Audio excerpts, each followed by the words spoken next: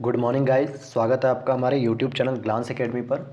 आज की इस वीडियो में हम डिस्कशन करेंगे लूसेंट मॉडर्न हिस्ट्री की जो सीरीज चल रही है उसके अंतर्गत हम लोग 47 नंबर जो चैप्टर है भारत का स्वतंत्रता संघर्ष, लगभग हमने उसको पूरा कवर कर लिया है। आज उस चैप्टर के लास्ट इंपॉर्टेंट कुछ फैक्ट हैं जो इंपॉर्टेंटली डायरेक्टली एग्जाम में पूछे जाते हैं।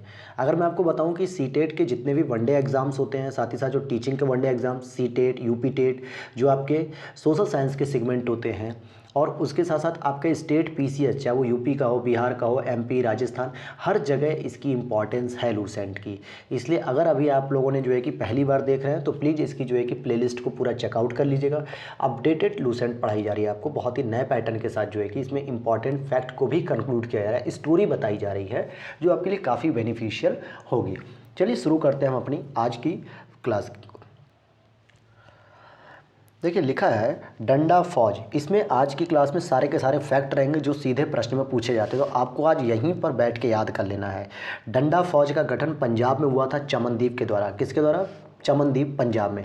दीन बंधु मित्र का एक नाटक है नील दर्पण, इसमें नील की खेती करने वालों पर हुए अत्याचार का उल्लेख किया गया है। राष्ट्रवादी अहरार आंदोलन मजहर उल हक ने प्रारंभ किया था। आत्मसम्मान आंदोलन की शुरुआत रामास्वामी नायकर ने की थी। दक्षिण भारत से यह प्रश्न पूछा जाता है। निरंकारी आंदोलन की शुरुआत दयाल दास ने की थी।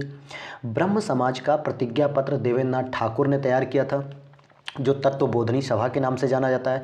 देव समाज के संस्थापक शिव नारायण अग्निहोत्री थे। वहीं तरुण स्त्री सभा की स्थापना कलकत्ता में की गई थी। और अगर हम बात करें भारत भारतीयों के लिए है, यह नारा सबसे पहले दयानंद सरस्वती जी के द्वारा अर्थात आर्य समाज के द्वारा दिया गया। स्वामी विवेकानंद ने 1893 में शिकागो में विश्व धर्म सम्मेलन को संबोधित किया। बंगाल में मुस्लिम जागरण का पिता नवाब अब्दुल लतीफ़ खान को कहा जाता है। मुस्लिम जागरण का पिता बंगाल में। अगला पॉइंट है दिल्ली षड्यंत्र केस। दिल्ली षड्यंत्र केस में दीनानाथ के द्वारा मुखबरी की गई थी और जिसकी वजह से जो है कि भगत सिंह को पकड़ा गया था, क्योंकि दिल्ली में जो उन्होंने असेंबली में बम फेंका था उसी को दिल्ली षड्यंत्र केस कहते हैं। अलीपुर केस में सरकारी गवाह नरेंद्र गोसाई को बनाया गया था। सबसे कम उम्र में फांसी की सजा पाने वाले क्रांतिकारी खुदीराम बोस थे। इंकलाब जिंदाबाद का नारा भगत सिंह ने दिया था। शहीद आजम भगत सिंह को कहा जाता है और इन्होंने ही पंजाब नौजवान सभा की भी स्थापना की थी। सबके लिए एक जाति एक धर्म एक ईश्वर का नारा श्री नारायण गुरु जी ने दिया था। और सवर्ण हिंदुओं की फांसीवादी कांग्रेस कहकर कांग्रेस का चरित्र निरूपण मोहम्मद अली जिन्ना ने किया था। मैं एक क्रांतिकारी के रूप में कार्य करता हूं, यह स्टेटमेंट जवाहरलाल नेहरू का है। महात्मा गांधी को महात्मा की उपाधि रविन्द्रनाथ टैगोर ने दी, जबकि राष्ट्रपिता की उपाधि सुभाष चंद्र बोस ने दी थी और अधनंगा फकीर की उपाधि फ्रैंक मॉरिस ने दी थी। तो ये सारे वो फैक्ट हैं दोस्तों जो सीधे आपसे पूछे जाते हैं। वल्लभ भाई पटेल को सरदार की उपाधि बारदोली सत्याग्रह की सफलता के बाद वहाँ की महिलाओं की ओर से गांधी जी ने प्रदान की थी। सुभाष चंद्र बोस को सर्वप्रथम नेताजी एडोल्फ हिटलर ने कहा था। गोखले के आध्यात्मिक और राजनीतिक गुरु एमजी रानाडे थे और खुद गोखले जी जो है कि महात्मा गांधी के राजनीतिक गुरु थे। सुभाष चंद्र बोस के राजनीतिक गुरु देशबंधु चित्तरंजन दास थे, सीआर दास। भारत का बिस्मार्क सरदार पटेल को कहा जाता है।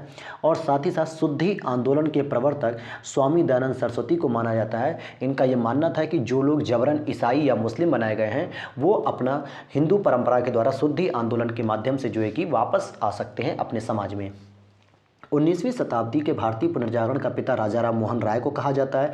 पाश्चात्य और जो है कि भारतीय दोनों सभ्यता के मिले जुले विश्लेषण के रूप में इनको जाना जाता है।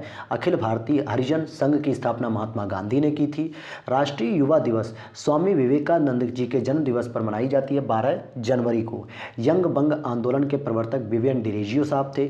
कांग्रेस ने मौलाना अबुल कलाम आज़ाद की अध्यक्षता में भारत छोड़ो का प्रस्ताव पारित किया, क्योंकि मैंने बताया था द्वितीय विश्व युद्ध के दौरान 1940 से 45 तक मौलाना साहब ही जो है कि कांग्रेस के अध्यक्ष थे। भारत के पितामह यानी कि grand old man of India दादा भाई नौरोजी को कहा जाता है। गोपाल हरि देशमुख को लोकहितवादी कहा जाता है। ये स्टेट पीसीएस में पूछा हुआ प्रश्न है, आप देख सकते हैं 2017-18 के पीसीएस में जाइए, यूपी पीसीएस के एग्जाम में वहां मिलेगा ये प्रश्न। बिना ताज का बादशाह सुरेंद्रनाथ बनर्जी को कहा जाता है। इसीलिए मैंने कहा कि वनडे एग्जाम्स के साथ साथ स्टेट पीसीएस के लिए बहुत बड़ा रोल होता है लूसेंट का। आप अगर इग्नोर करके जा रहे हैं प्री का एग्जाम देने तो ये मान के चलिए आप काफ़ी रिस्क के साथ जा रहे हैं। एओ ह्यूम, हर्मिट ऑफ शिमला कहा जाता है इनको। एओ ह्यूम ने 1885-1907 तक के कांग्रेस के महामंत्री रहे। कांग्रेस के प्रथम मुस्लिम अध्यक्ष बदरुद्दीन तैयब जी थे, और जबकि आपके पहले विदेशी अध्यक्ष जॉर्ज यूल थे, यानी ब्रिटिश अध्यक्ष। रॉलेट एक्ट को बिना अपील, बिना दलील, बिना वकील वाला जो है कि कानून कहा गया 1919 में। मोहम्मद अली और शौकत अली ने 1919 में खिलाफत आंदोलन की शुरुआत की। तीनों गोलमेज सम्मेलन में भाग लेने वाले भारतीय नेता भीमराव अंबेडकर जी थे, जबकि दूसरे गोलमेज सम्मेलन में केवल और केवल गांधी जी ने भाग लिया था, जो कांग्रेस की तरफ से लिया था। 22 दिसंबर 1939 को कांग्रेस मंत्रिमंडल ने सामूहिक रूप से त्यागपत्र दे दिया था 6 प्रांतों में, जहां इनकी पूर्ण बहुमत की सरकार थी। क्यों दे दिया था? क्योंकि द्वितीय विश्व युद्ध में ब्रिटेन ने भारत की बिना सहमति के ही भारत को कह दिया कि ये हमारा सहयोगी है, जिसकी वजह से कांग्रेस नाराज हुई और उसने अपना सामूहिक मंत्रिमंडल त्याग दिया। और मुस्लिम लीग ने इस चीज़ को मुक्ति दिवस के रूप में मनाया कि भाई कांग्रेस मुक्त भारत हो गया। ये उस समय का विचार आ गया। गांधी जी ने क्रिप्स प्रस्ताव पर कहा, यह एक आगे की तारीख है का चेक है जिसका बैंक नष्ट होने वाला। पोस्ट डेटेड चेक किसको कहा? क्रिप्स प्रस्ताव को। ये पूछा जाता है कि गांधी जी ने किस पर कहा था ये कमेंट? पोस्ट डेटेड चेक पर। इंडिपेंडेंस फॉर इंडिया लीग की स्थापना जवाहरलाल नेहरू और सुभाष चंद्र बोस ने की थी। यह प्रश्न भी आपका 2018 के यूपी पीसीएस प्री में पूछा गया है, और भी वनडे एग्जाम, सीटेट और टीचिंग एग्जाम्स में पूछा जा गया है।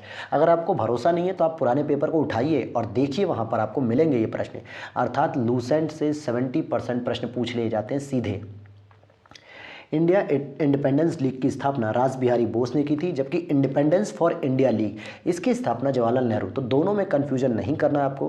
राष्ट्रीय स्वतंत्रता आंदोलन के दौरान कुख्यात सेलुलर जेल जो थी, जहां सजा दी जाती थी, अंडमान में स्थित थी, और आर्य महिला सभा की स्थापना पंडिता रमाबाई जी ने की थी। दोस्तों, ये कुछ इंपॉर्टेंट फैक्ट थे।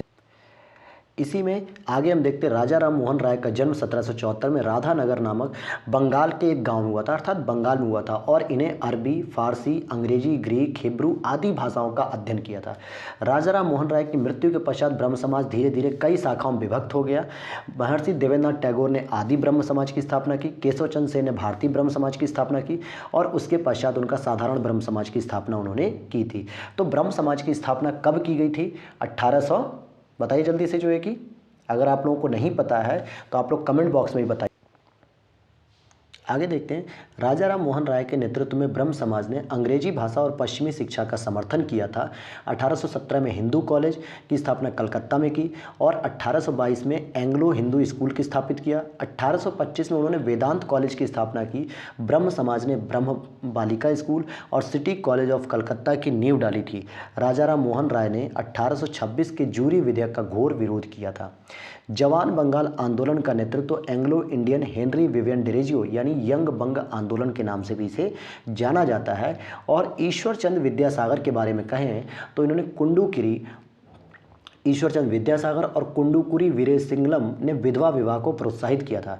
दयानंद का बचपन का नाम पूछा जाता है मूल शंकर। इनका जन्म गुजरात में हुआ था, और इन्होंने मथुरा के स्वामी विरजानंद को अपना गुरु बनाया था। किसको बनाया था? दयानंद सरस्वती ने विरजानंद को अपना गुरु बनाया था।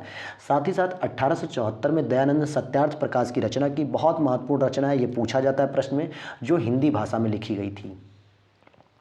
संसार के लिए स्वामी रामकृष्ण की सबसे बड़ी देन अध्यात्मवाद थी। उनका कहना था, मनुष्य का मूल लक्ष्य ईश्वर की प्राप्ति होना चाहिए, जो अध्यात्मवाद से ही संभव है। स्वामी रामकृष्ण के शिष्य विवेकानंद थे, जिन्होंने रामकृष्ण परमहंस की स्थापना की थी, जिन्होंने 1893 में अमेरिका के शिकागो नगर में आयोजित सर्वधर्म सम्मेलन में भाग लेने गए थे। और स्वामी विवेकानंद का बचपन का नाम नरेंद्र नाथ था, जबकि दयानंद सरस्वती का नाम मूल शंकर था।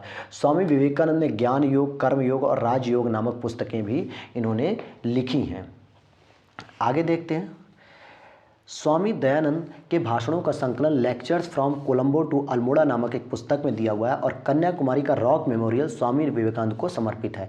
प्रश्न पूछा गया है इस पर कि रॉक मेमोरियल कहाँ स्थित है और यह किसको समर्पित है? तो स्वामी विवेकानंद को समर्पित है। अगला देखते हैं, महादेव गोविंद रानाडे 1887 में राष्ट्रीय समाज सुधार समिति की स्थापना करते हैं। 87 से 95 तक वो राष्ट्रीय समाज सुधार समिति का अधिवेशन कांग्रेस अधिवेशन के तुरंत बाद उसी पंडाल में होता था हमेशा। 1861 में आगरा में श्री शबदयाल खत्री और राधा स्वामी सत्संग की स्थापना भी की गई। इसके समर्थकों ने दयाल बाग में एक मंदिर का निर्माण किया, और फलस्वरूप दयाल बाग इस जो सत्संग था इसका तीर्थ स्थल बन गया। यह प्रश्न अभी यह प्रश्न 2022 के यूपी पीसीएस प्री में पूछा गया है, राधा स्वामी सत्संग। इसकी मैचिंग दिया हुआ था कि ये कहाँ पे होता है, तो आगरा में जो है कि शिव नारायण अग्निहोत्री ने 2 फरवरी 1887 को लाहौर में देव समाज की स्थापना की थी। पंजाब के मिर्ज़ा गुलाम अहमद ने अहमदिया आंदोलन की शुरुआत की। उन्होंने अपने आप को पैगंबर बताया और जिसका उद्देश्य था भारत में शुद्ध इस्लाम की स्थापना करना। तो अहमदिया आंदोलन की शुरुआत पंजाब में मिर्ज़ा गुलाम अहमद ने की थी। वहीं आप देखेंगे कि मुसलमानों को अंग्रेजी शिक्षा और आधुनिकीकरण की ओर ले जाने का श्रेय सर सैयद अहमद खां को दिया जाता है। उनका अलीगढ़ आंदोलन इसका प्रमुख केंद्र बिंदु था और 1875 में ही इन्होंने एंग्लो ओरिएंटल कॉलेज की स्थापना की, जो आगे चल के 1920 में अलीगढ़ मुस्लिम विश्वविद्यालय के नाम से जाना जाता है। तो दोस्तों ये तो था हमारा कुछ इंपॉर्टेंट फैक्ट, और अब हम नेक्स्ट वीडियो में जितने भी लूसेंट में बॉक्स वाली चीज़ें हैं जो हमें फैक्चुअल किताबें, संस्थाएँ, पत्रिकाएँ या जो है कि कुछ राजनीतिक गुरु, इनके बारे में भी हम जल्दी से चर्चा करेंगे और इन चीज़ों को ख़त्म करेंगे बहुत अच्छे से याद करके, ताकि हम अगले सेगमेंट पॉलिटी और जो है कि ज्योग्राफी को उठा सकें।